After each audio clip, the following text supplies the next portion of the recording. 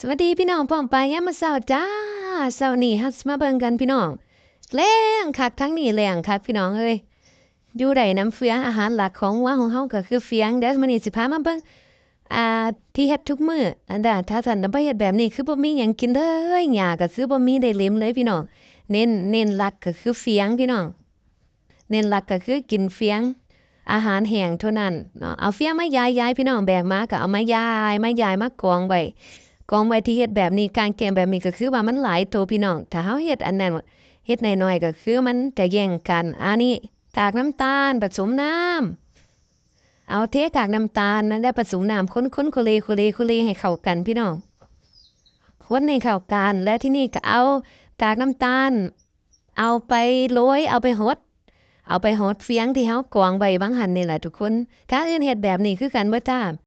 เฮ็ดแบบนี้มันสิเพิ่มเฮ็ดให้ว่าเฮากินดีขึ้นหรือว่ากินได้หลายขึ้นเนาะนะคะทดแทน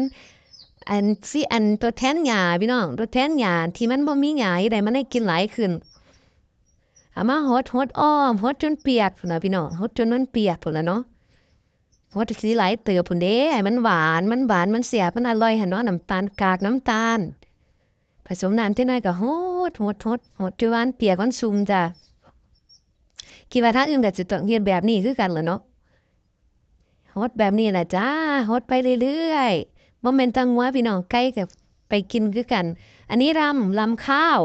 หำก็แพงๆพี่น้องถุงละ100ครั้งนี้ได้น้อยๆหนึ่งหำข้าวจ้ะรำข้าวเขาก็เอามาหว่านโร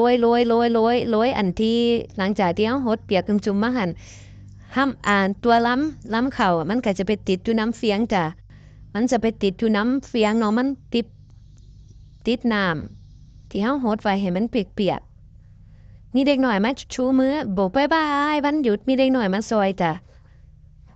เอามาโห้ยให้มันนั่นล่ะก็ผสมให้มันเข้ากันจ้ะผสมให้มันเข้ากันเพราะว่ามันอาจจะติดแต่อันข้างบนอันข้างล่างมันยังบ่ติดเฮาก็ต้องผสมให้มันเข้ากันโคเลให้มันเข้ากันแล้วก็เอาโห้ยอันที่มันอยู่ทางใต้อีกให้เห็นบ่อีน้อยๆมันกินอยู่นั่นจ้ะมันจะเพิ่มการเฮ็ดให้มันกินหลายขึ้นกินดีขึ้น นี่พอปล่อยงัวมากินมันก็สิแย่งกันกินแบบนี้จ้ามันก็สิแซ่บแหล้วเนาะมันหวานน่ะมันก็มีห้ำเห็นบ่พี่น้องกินคำใหญ่ขึ้น